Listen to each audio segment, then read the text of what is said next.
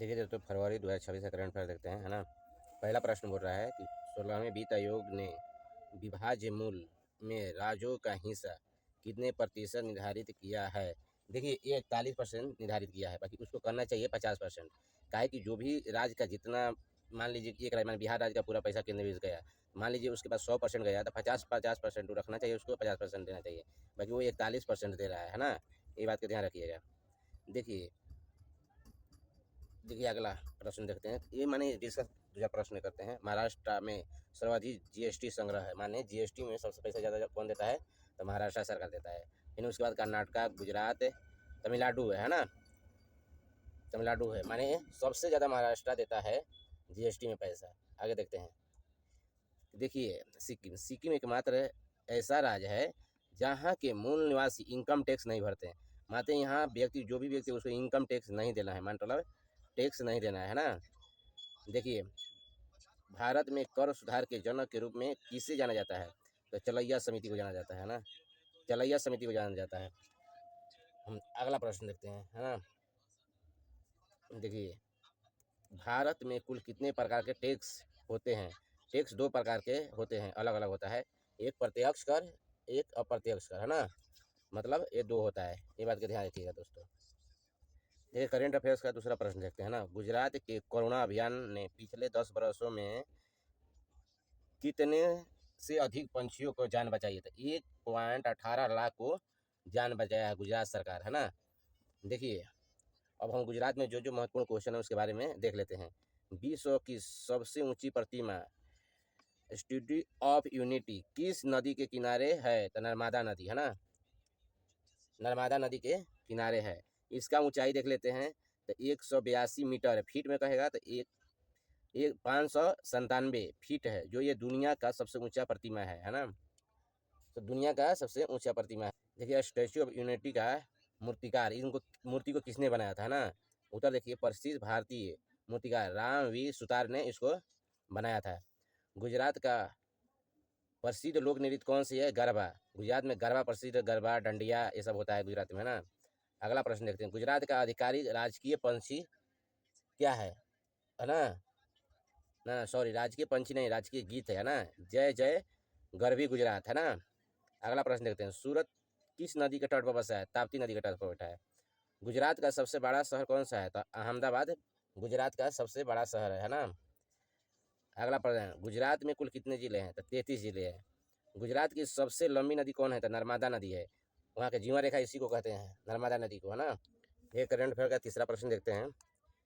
किस राज्य सरकार ने हाल ही में समान जनक के मृत्यु का अधिकार नीति लागू किया है, तो कर्नाटक सरकार ने। माने कोई भी व्यक्ति बूढ़ा हो गया, चाहे रोग ग्रसित है, तो वो अपने स्वयं से मृत्यु का हकदार, उसका मूल अधिकार है ना। जो 21 में प्राण और देवता के 21 में है, जबकि जैसे जीने का अधिकार है, उसे मरने के भी अधिकार है ना। ये कर्नाटक सरकार ने लागू किया है। और कर्नाटक के बारे में 2 लाइन जान लेते हैं। कर्नाटक की आधिकारिक भाषा कौन सी है, तो कन्नड़, है ना।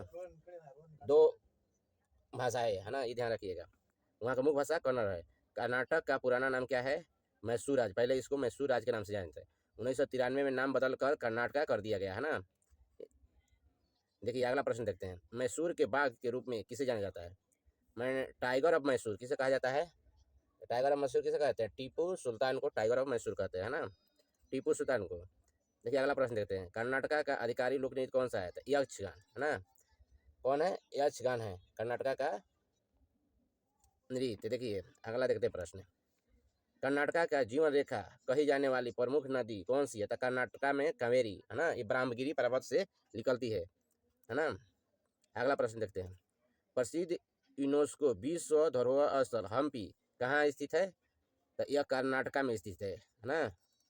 कर्नाटक में स्थित है, ये बात का ध्यान दीजिएगा। देखिए दोस्तों, करंट अफेयर चौथा प्रश्न देखते हैं। केंद्रीय बजट 2026-27 के अनुसार भारत की डिजिटल अर्थव्यवस्था में राष्ट्रीय आय का कितना प्रतिशत का अनुमान है, तो देखिए 13.42 का अनुमान है कि इतना डिजिटल आएगा। डिजिटल आय का मतलब क्या है, जब कुछ डिजिटल, जैसे आप डिजिटल भुगतान कर रहे हैं। चलिए 2 लाइन उसके बारे में देख लेते हैं, है ना। डिजिटल उसके बारे में भुगतान कर रहे हैं। देखिए क्या कर रहा है। डिजिटल अर्थव्यवस्था के प्रमुख घटक कौन कौन सी है जो राष्ट्रीय आय के योगदान देती है। देखिए, ई कॉमर्स माने कोई भी ई कॉमर्स माने बिजनेस, है ना। आईटी सेक्टर जो है वो BPM डिजिटल भुगतान दूरसंचार। देखिए डिजिटल भुगतान में UPI आ जाएगा, है ना। राष्ट्रीय आय की गणना में कैसे सहायता होता है, तो देखिए इसमें लेन देन का औपचारिक में माने इस पर कुछ चार्ज लगा दिया जाएगा। चार्ज लगाने से हम लोग का देश में राष्ट्रीय आय बढ़ेगा, है ना। देखिए करेंट अफेयर का 5वां प्रश्न देखते हैं। जलवायु विज्ञान में योगदान के लिए प्रतिष्ठित कार्कोफोर पुरस्कार के लिए किसे चुना गया? वीरभद्रन रामनाथन को चुना गया ना। वीरभद्रन रामनाथन को चुना गया। देखिए छठा प्रश्न, करंट अफेयर का छठा प्रश्न है। त्रिपुरा ग्रामीण बैंक ने देश का पहला RRB सह ब्रांडेड कौन सा कार्ड लॉन्च किया है ना। तो कौन सा कार्ड लॉन्च किया है देख लेते हैं। ये देखिए कार्ड रुपए का लॉन्च किया है ना, क्रेडिट कार्ड है उसका। मतलब ग्रामीण बैंक पहले कोई भी रुपये कार्ड नहीं जारी, अब नया नया जारी करने लगी। अब देखिए 7वां करेंट अफेयर्स देखते हैं। भारत रंग महोत्सव के 25वें संस्करण का आयोजन फरवरी 2026 में कहाँ किया जा रहा है ना। तो ये देखिए हरियाणा में हुआ है अभी, रोहतक में, है ना। हरियाणा के रोहतक में अभी जस्ट हुआ है। देखिए दोस्तों करेंट अफेयर का 7वां प्रश्न देखते हैं। किस भारतीय खिलाड़ी ने हाल ही में अंतर्राष्ट्रीय क्रिकेट के सभी प्रारूपों से संन्यास की घोषणा की? तो आंसर हो जाएगा शिखर धवन। सभी प्रारूपों से इस संन्यास ले लिया। देखिए क्रिकेट के बारे में हम लोग कुछ जान लेते हैं। क्रिकेट का जनक किस देश को कहते हैं? तो आप लोग को मालूम है किस देश को कहते हैं? ब्रिटेन को क्रिकेट का जनक कहते हैं ना। आगे देखते हैं। टेस्ट क्रिकेट में एक पारी में सभी 10 विकेट लेने वाला गेंदबाज कौन है? तो जिम लेकर अनिल कुंबले तो आपको मालूम है कहाँ के थे? तो ये भारत के थे, है ना। तो एजाज पटेल तो ये न्यूजीलैंड का था, है ना। एक पारी में 200 विकेट लेना माने ये बहुत गर्व का बात है भाई, है ना। देखिए अगला प्रश्न देखते हैं। क्रिकेट पिच की लंबाई कितना है? माने अस्टम्प से अस्टम्प तक देखिए 22 गज। गज में कहता 22। ऐसे 2012 ख्याल रखिए, 2012 ख्याल रखिए। यहीं 2012 आपको ऑप्शन लोगे, पॉइंट बढ़ा के आंसर मार दीजिए, है ना। देखिए अगला प्रश्न है। IPL के इतिहास में सबसे ज़्यादा विकेट लेने वाला गेंदबाज कौन सा है? चहल है ना। चहल जो भारत का है वही है। अगला प्रश्न देखते हैं। द वाल के नाम से किस भारतीय क्रिकेट खिलाड़ी को जाना जाता है? तो राहुल द्रविड़, है ना। राहुल द्रविड़ को द वाल के नाम से जानते हैं। देखिए दोस्तों करेंट अफेयर का 9वां प्रश्न देखते हैं। वो 7वां था, 8वां था या 9वां था। केंद्रीय बजट 2026-27 के मुख्य स्तंभों में से एक युवा शक्ति के तहत कितने नए स्किल इंडिया केंद्र खोलने का लक्ष्य रखा गया था? 500, है ना। अब हम लोग कुछ केंद्रीय बजट के बारे में जान लेते हैं। बाकी 500 केंद्र खोलने का जो निर्णय लिया गया उस पर आप ध्यान दीजिएगा, है ना। आगे देखते हैं। केंद्रीय बजट 2026-27 कब से पेश किया गया था? 1 फरवरी को आपको माना चलता है कि 1 फरवरी से पेश किया जाता है ना। देखिए बजट का कुल आकार कितना रहा? माने पूरा साल भर में हम लोग देश के पास पैसा कितना आया? तो 53.3 लाख करोड़ रुपये आया, है ना। ये देश का पूरा बजट है, ठीक है। देखिए अब हम लोग अगला प्रश्न लेते हैं। पूंजीगत व्यय कितनी रखा गया? माने पूंजीगत माने जैसे हम घर में अपने घर में जैसे पूंजीगत खर्चा करते हैं तो वैसे ही केंद्र सरकार भी पूंजीगत खर्चा करती है। तो 12.2 लाख करोड़ रुपया यह पूंजीगत खर्च होगा। देखिए राजकोषीय घाटा का लक्ष्य क्या है? तो GDP का 4.3 माने राजकोषीय घाटा रखा गया, तो राजकोषीय घाटा हो सकता है। देखिए सर करंट अफेयर के 10 नंबर प्रश्न देखते हैं। हाल ही में बायो फार्मा शक्ति का पहला शुभारंभ किस मंत्रालय के तहत किया गया था? विज्ञान और प्रौद्योगिकी मंत्रालय के अधीन किया गया, है ना।